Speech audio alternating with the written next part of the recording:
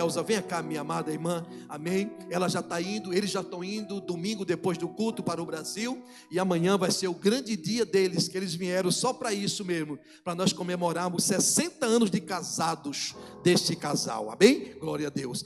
Fiquemos em pé, por gentileza, vamos estar orando pela irmã Elza. Ela prega também, irmãos, amém? É a família de pregadora, graças a Deus por isso. Querido Deus Pai, no nome de Jesus, queremos te agradecer pelos testemunhos que nós ouvimos nesta noite.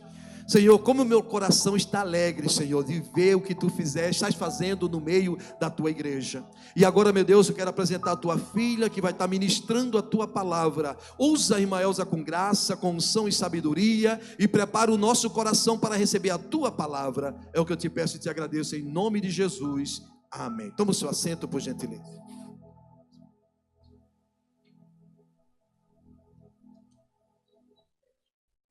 Saúdo a igreja com a paz do Senhor. Amém. Graças a Deus por mais uma visita que eu estou fazendo aqui a Dallas, a casa da minha família. Dessa vez passou rápido. Um mês voou e eu, quando esperei, já estou com a volta marcada. Mas sempre alegre, feliz quando venho a essa igreja. Esse povo, hoje tem alguém diferente, mas tem muitos que eu conheço, que eu já convivi, e é um motivo de muita alegria quando eu chego aqui. Vocês têm um coração aberto, vocês fazem a gente se sentir à vontade. Eu me sinto muito à vontade aqui, não é por Messias ser o nosso pastor, mas porque vocês representam bem a igreja do Senhor aqui em Dallas. Eu estou muito alegre, o tempo já foi. Realmente eu preciso falar pouca coisa. O tema é restaurando louvor e adoração. Isso é muito importante. O tema escolhido pelo pastor para este mês, e todos que passaram por aqui, parece dos que vieram, assisti 2, e foi de muita bênção. Já falaram a importância da restauração, né? Que restauração é o ato de restaurar, consertos de coisas quebradas, ação de fazer que volta ao estado interior, isto é, a restauração. Restauração pode ser no casamento, restauração pode ser na família, e restauração pode ser no grupo da igreja, porque nós estamos hoje vendo restauração sobre a igreja, o louvor, a adoração. Leremos Salmo 146, só 2 versículos, porque se fala de louvor, nós vamos ler alguma coisa sobre o louvor. Salmo 146, 1 e 2 diz: louva, ó minha alma, ao Senhor, louvarei ao Senhor durante a minha vida, cantarei louvores ao meu Deus enquanto viver. Isto o salmista estava dando como que se fosse um compromisso diante de Deus. Nós já ouvimos aqui vários testemunhos bonitos e não temos dúvida de que Deus nos atende, que Ele é fiel e a sua fidelidade é incalculável. A gente não sabe, às vezes a gente pensa que está tudo perdido e de repente está tudo ganho, porque Ele é fiel para conosco. Mas esse mesmo Deus que é fiel, Ele exige de nós fidelidade, não é? Fidelidade é uma das coisas mais importantes para Deus relacionado com a igreja. Observem bem, quando nós falamos de louvor e adoração, nós não reportamos, nos voltamos, né? Muitos aqui são novos convertidos, mas outros são muito antigos. Eu sou um pouquinho mais atrás. Pela idade, pelos cabelos, vocês sabem que eu sou mais atrás. Fazem só 62 anos que aceitei Jesus e venho de um tempo em que a igreja começou no Brasil com muita dificuldade, muita perseguição, era muito difícil se evangelizar, existia uma barreira denominacional muito grande, mas eu sou daquele tempo de que nós íamos à casa do Senhor adorar. Eu me lembro que se nós não chegássemos no templo de 7 horas, não encontraríamos, no culto de oração, lugar para orar, porque estava repleto. Era sede, era desejo, era vontade que se tinha de chegar na casa do Senhor para adorar. Não é aquele dia que a gente escolhe como obrigação, digamos, domingo é o dia do Senhor, não é? A gente tem que ir, todos se preparem, aquela maravilha em todo canto. Quando eu saio no Recife para ir para a minha igreja, a gente, a coisa que mais encontra é crente com Bíblia, pessoas com Bíblia na mão, todo mundo vai. A semana é diferente, já tem os trabalhos, tem as obrigações, tem as dificuldades, e a gente chega nas igrejas realmente sente este peso.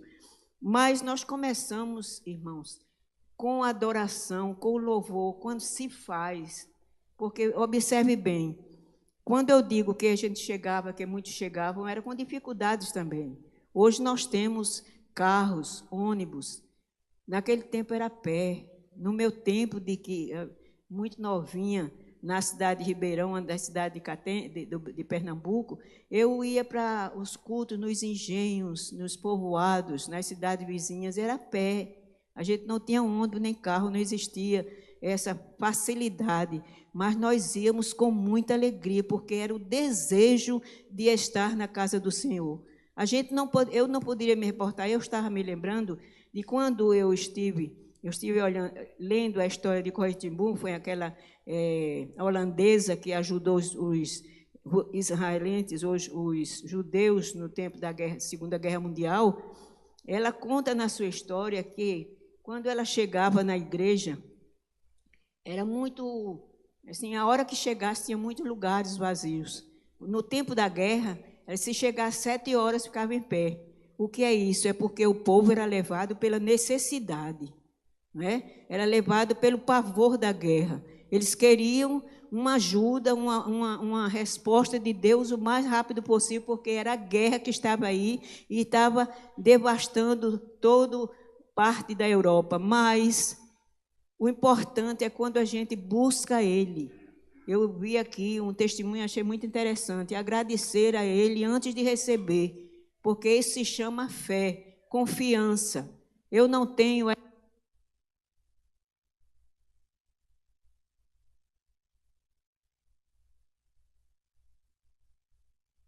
Deus que faz, que é poderoso para fazer. Já aconteceu comigo, aconteceu com todos vocês, mas o problema é que nós devemos ter, assim, um sentido de que Deus, somente Deus, merece o nosso louvor e a nossa adoração. E quando Ele quer o teu louvor, o meu louvor, Ele, antes de querer o teu e o meu louvor, Ele tem que receber a nossa pessoa. Antes do louvor, Ele tem que receber a nós, como estamos por dentro, como está o nosso coração, como está a nossa ação, como está a nossa vida, como estamos andando com o nosso irmão, com a nossa família, com a igreja, com o povo, com o não crente. Isso envolve tudo. Então, esta renovação dentro, ela vem de dentro para fora.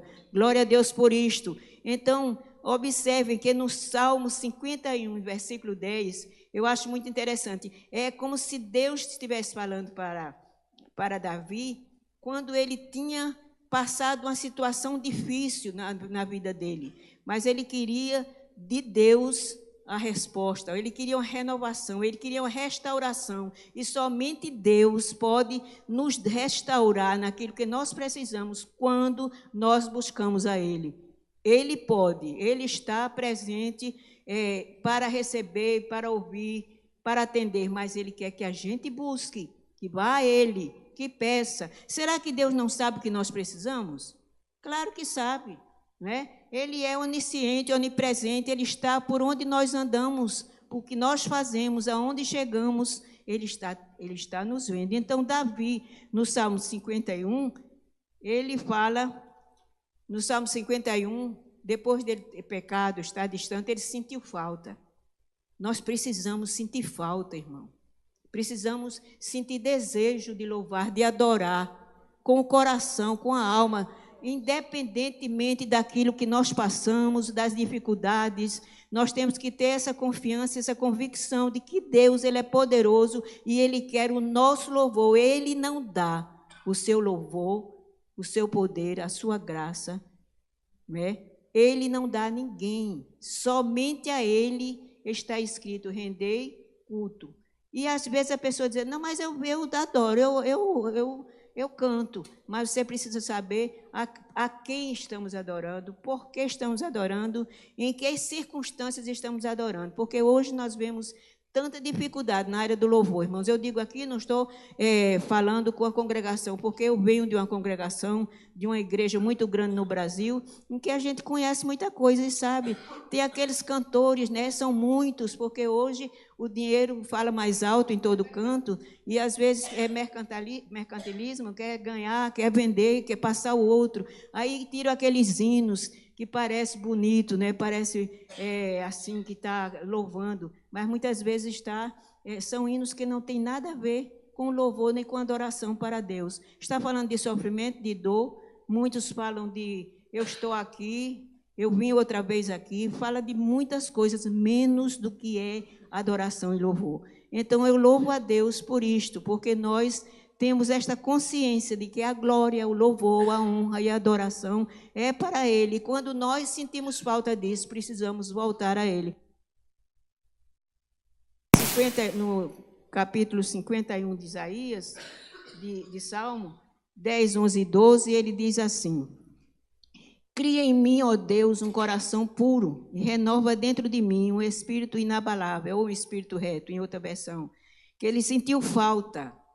Quando nós não estamos com o Espírito Santo dentro da gente, a gente não sente falta, irmão.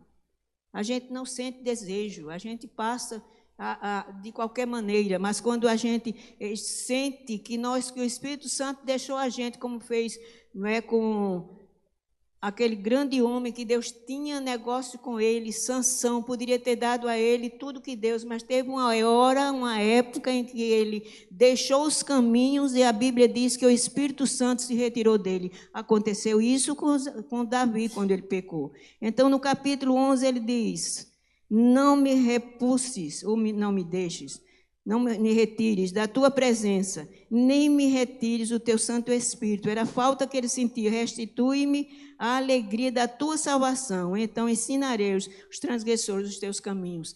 Era a falta que ele sentia do Espírito Santo. Então, quando a gente tem esse Espírito na gente, quando a gente sente que não está muito dentro daquilo que Deus quer para nós, nós temos que buscá-lo.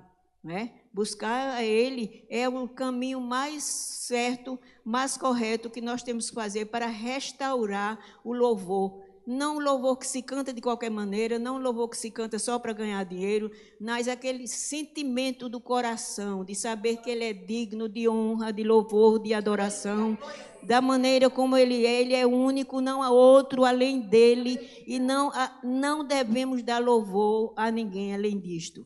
Então, nós vemos hoje, nós estamos vivendo a época da Copa, onde todo mundo está, o Brasil esqueceu os problemas, graças a Deus por isso, né? Porque é tanto problema, mas na Copa ninguém sente problemas, mas porque eles estão adorando ao homem, louvando ao homem, e Deus não está nesse negócio, irmãos. Não estou dizendo aqui que é pecado assistir, não. Eu estou dizendo que o mundo jaz nisso, em adorar, é tendência do ser humano, é adorar o outro ser humano. Mas a Bíblia diz que nós devemos restaurar o nosso interior, em primeiro lugar, porque ele recebe primeiro a nossa vida. Veja Abel em Gênesis 4:4, não vou ler, mas Deus disse a Abel, eu recebi primeiro você, recebeu ele, e depois a oferta. Então, para Deus receber o meu louvor, Ele tem que primeiro me receber. Tem que primeiro saber como eu estou por dentro. Se aquele louvor é verdadeiro e é sincero e eu estou mandando para Ele realmente, né? Então, veja mesmo, nós estamos correndo porque o tempo é exíguo, é pequeno. Veja mesmo, louvor e adoração, louvar só a Ele. João 4:23. Eu gostaria que se alguém tivesse, me facilitasse, que eu estou com a mão ocupada, fica meio ruim para manusear a Bíblia, mas João 4:23, que isto é uma das coisas, a verdadeira adoração do justo, do crente. Foi essa indagação da mulher samaritana. Existia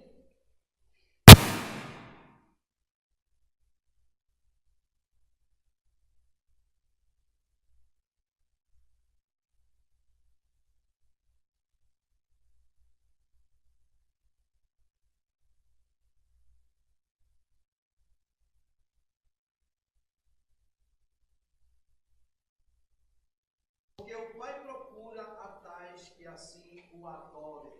Existia essa dúvida na mulher, porque ela não sabia, não conhecia Jesus. Isto, se vocês lerem em casa, capítulo 4 de São João, vocês vão ver naquele diálogo que ela não conhecia Jesus, né? Mas ela começou, mas depois se aproximando mais da identidade de Cristo, até que ela achou assim, olha, eu fui ensinado desse jeito, mas como é realmente?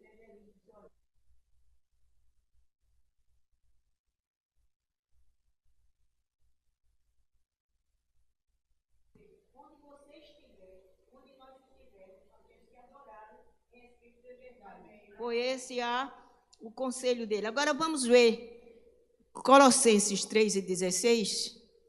Aí é mais. Eu amo esse versículo porque é muito para mim, eu acho que é.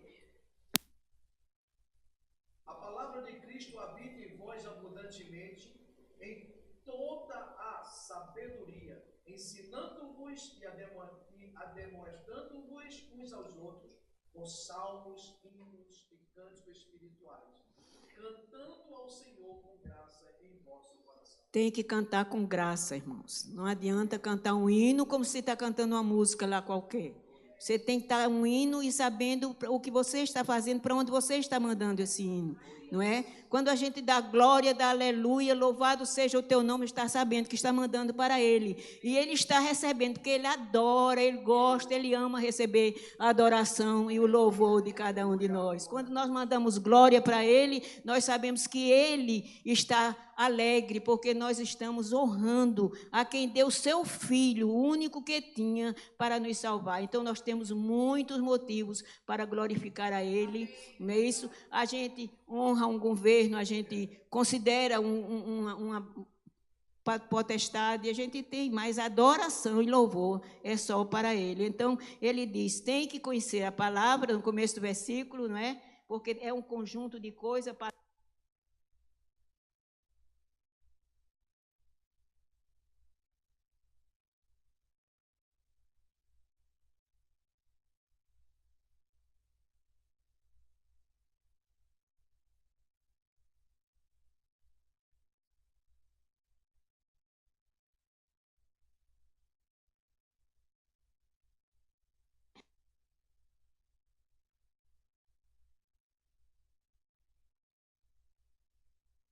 sem graça não adianta, porque não vai chegar lá. Mas vamos correndo, não é? Vamos agora para